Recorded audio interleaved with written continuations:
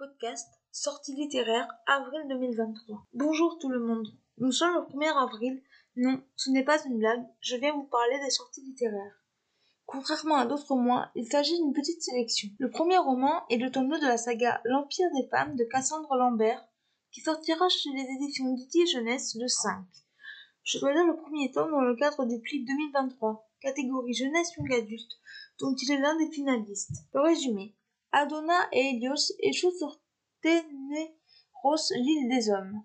Prisonnière de ce territoire, Adona découvre qu'elle est la pièce maîtresse d'un plan pour mettre fin à la domination des femmes. De son côté, Hélios retrouve enfin les siens.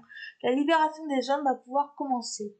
Mais la révolution peut-elle se mettre en marche sans déclencher de guerre? Le deuxième roman est Prendre la vie comme elle vient, de Karen Pont, qui sortira chez les éditions Fleuve le 6. La couverture est parfaite pour la saison, vous ne trouvez pas? Le résumé.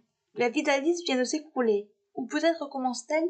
Qu'est-ce que je faisais exactement à cet instant-là? J'aurais beau me concentrer de toutes mes forces, fermer les yeux pour mieux visualiser. Jamais je ne parviendrai à m'en souvenir. Est-ce que j'avais un livre dans la main? Étais-je en train de sourire en pensant à la Toscane? On devrait être prévenu que la vie va basculer, juste pour avoir le temps de graver dans sa mémoire le sauveur de l'insouciance. Le jour où son mari Emmerich est victime d'un grave accident de voiture, Alice voit sa vie s'écrouler.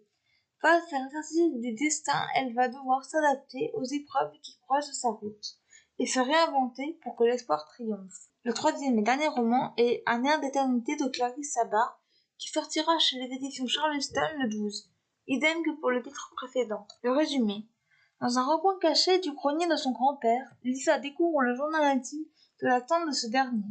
En se plongeant dans les pages jaunies, elle apprend qu'Aurélia et sa sœur Marie ont participé activement à des réseaux de résistance. Au cœur du maquis, les deux sœurs ont uni leurs forces contre l'occupation allemande jusqu'à ce qu'un drame bouleverse leur vie à jamais. Quels sont les titres qui vous plaisent? Voilà, c'en est tout pour ce podcast. J'espère qu'il vous aura plu.